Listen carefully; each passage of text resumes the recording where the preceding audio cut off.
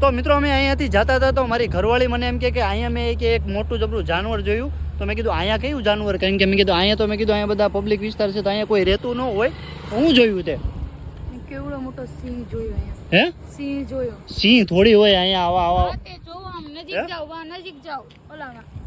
પણ અહીંયા બધું પબ્લિક પ્લેસ છે, અહીંયા થોડો સિંહ હોય. આમ નજીક જાવ ઓલા ઝાડવામાં કહો. ક્યાં જોયો તે? ઓલા ઝાડવા પાસે.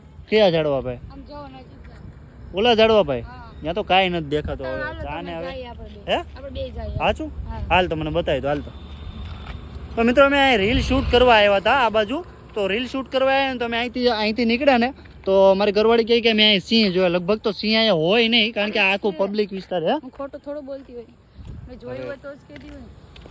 ન હોય, લગભગ તો ન જ હોય કારણ કે આવા વિસ્તાર અહીંયા એક દુકાન છે, પબ્લિક વિસ્તાર છે ને અહીંયાથી કદાચ ગયો તો કોઈ જોયો તો હોય કે નહીં? પણ તમને બતાવું. હે હાલો જોઈએ. હાલો મિત્રો આ કે છે તો જોઈ લે. લગભગ તો ખોટું તો ન બોલતી પણ મારા ખ્યાલથી અહીંયા સિંહ બી કાંઈ હોય નહીં એમ મને એવું લાગે છે.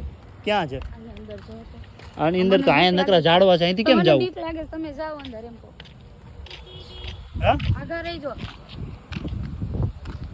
મિત્રો બીક તો મને લાગે છે. ઝાડવા આ ઝાડવા તો ઈ પવનના લીધે હલતા. તો હું ગાંડી થઈ ગઈ છું ત્યાં ન હોય. અહીંયા ગયો છે એમ કહો. હવે ઉભા રહ્યો મિત્રો, હું ઝૂમ કરીને તમને બતાવું.